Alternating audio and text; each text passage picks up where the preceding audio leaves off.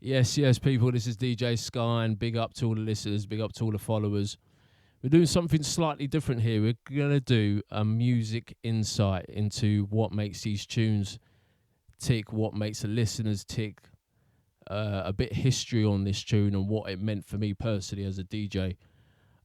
So we're quickly gonna touch on the record labels that are around the border of this video.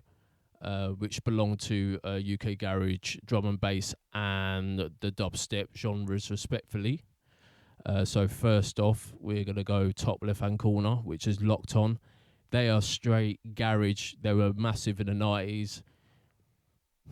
If you wanted a great garage tune or remix, most likely Locked On had it.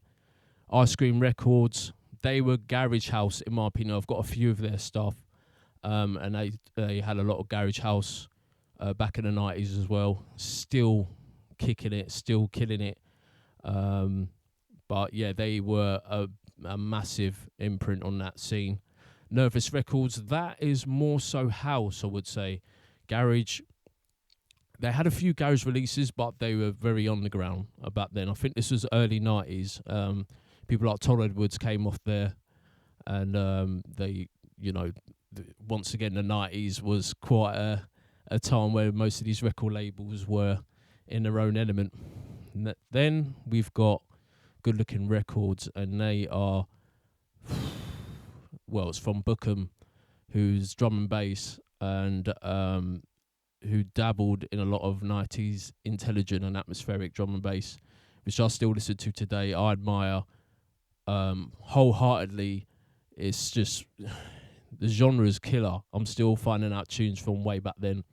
Then we've got Liquid DNF not DNF, DNB for the win. And this one, once again, has been putting out some great liquid drum and bass content, stuff that I've never heard of, but I've become a massive fan. So big up to him. I think there's only one person that runs that, but they're more of a exposure. So if you want to get exposed to certain drum and bass tracks, liquid drum and bass tracks, that is, then that's your guy to go to. Ministry of Sound, that pretty much just covers everything. That's Ministry of Sound has been massive in garage and in house. Drum and bass and dubstep, I don't think so. It's more so, and obviously dance music, because without Ministry of Sound, I don't think I would have gotten to electronic music.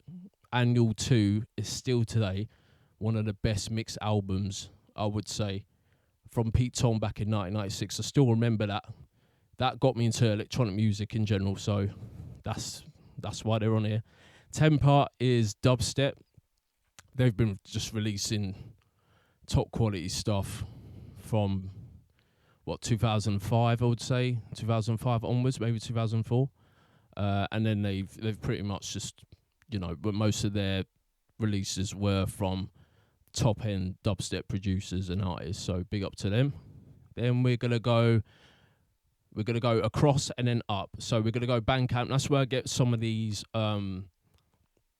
really random, but where you can't get anywhere else type of tunes. Bandcamp, is one of those places where you've got to go to get the best quality in the genres I do.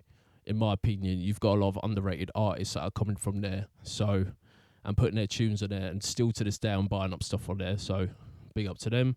Back to 95 is a garage house event, which was in the 90s, of course. It's still going today, and you have MCs, free rooms. They usually have a garage house room and then an R&B room, and then maybe a bit of drum and bass and jungle. And they set the tone as well. There was a lot of heavy heads and a lot of heavyweight tracks that were released in the early days of that event. So that's another one. So this one here in the corner, that is Smooth and Groove Records, which is a drum and bass label. They're the ones that actually got me back into drum and bass, when I kind of didn't really know where the sound was going, and their records and the guys they have on their tunes are just madness. It really is. It's really, really great stuff. And they're still releasing quality today. So big up to them. Deep Midi, or Medi, however you want to however you want to kind of say it. They were once again at the forefront of dubstep. Their releases have been just heavyweights as well. They do a lot of independent artists, and you know, if you want to get into the genre, that's one of the best places to go to pick up their tunes, no doubt, and to get yourself into the dubstep sound. So big up to them. Then we've got metal. We got metal heads here, and obviously that's a GIF. And drum and bass people should know they were massive. You know what I mean? They, like, no other words could be said. Then I've got 2 albums here. So one is Pure Garage. This is what got me into DJing as a kid, I would say. This is what kind of set the fire alongside Ministry of Sound's Annual 2. And ironically, this Pure Garage I didn't even own. I actually started collecting after Pure Garage 2. So I've got all the other Pure Garage 2s except for Pure Garage. So that just says it all. And now this one, we got Logical Progression from Bookham. And this one is a staple in the drum and bass community as far as I'm concerned. This one really did put drum and bass on the map. The tunes on there were just mind blown. The tunes on there were mind blown. The artists on there are just creating some mental drum and bass, man. Absolutely mental drum. And it's, when I say mental, it's not even like that hard stuff. It was the intelligent stuff, the stuff that got you soulfully. So big up to them. And because there's been quite a few, obviously, compilations of that, and the whole background of that is something to be looked into as well. So you might find a future video about Logical Progression. We might review it on this channel. DMZ, that's Dubstep once again. They were actually great releases. I think they had DMZ nights as well. Yes, they did actually. They had DMZ nights, which were the kind of, if you wanted to get into dubstep and you didn't really know where to go, you heard DMZ, and once you went to one of their events, you most likely became a dubstep head. That's just how it goes. At the top there is Duplock, which is still putting out some great dubstep, and completely underrated. A lot of underrated artists, and they're pushing the sound consistently on a daily basis, I would say. So definitely big up to them. Ledge Sounds, that's drum and bass, liquid and atmospheric, I would say.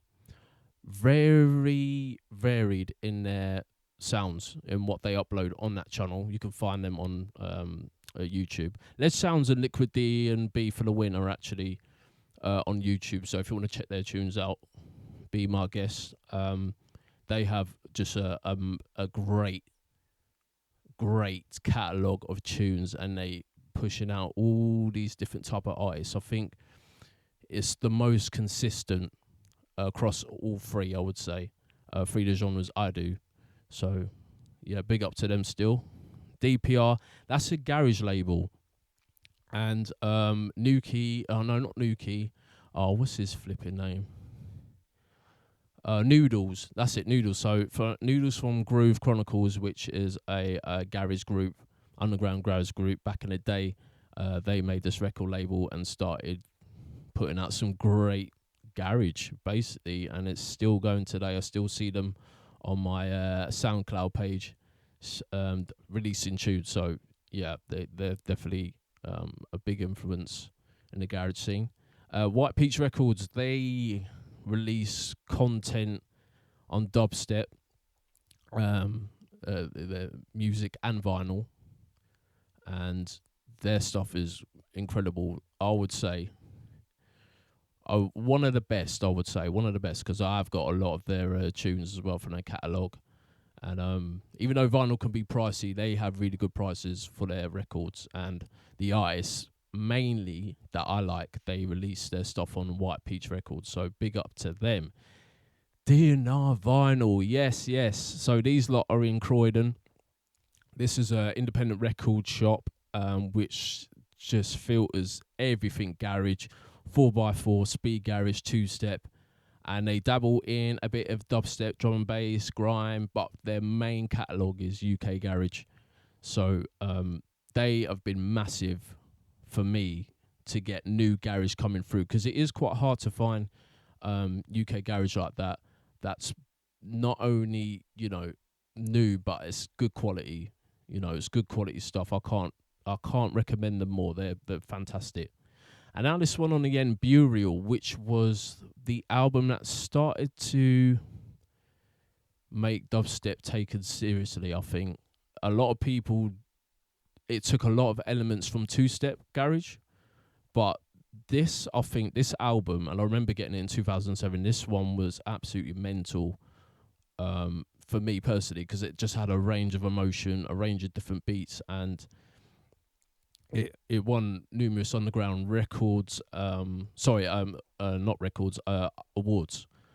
And it was in a point in my life where didn't know what I was doing really. This is 2007, so I was just coming out of college, and I'm not sure what I was doing myself. And you know, a lot of people were drifting at that age, and this album just took me away. It took me away to a place I didn't know existed, and I would say it breached the future garage genre. Bureau was massive for that. So yeah, that definitely was a thing to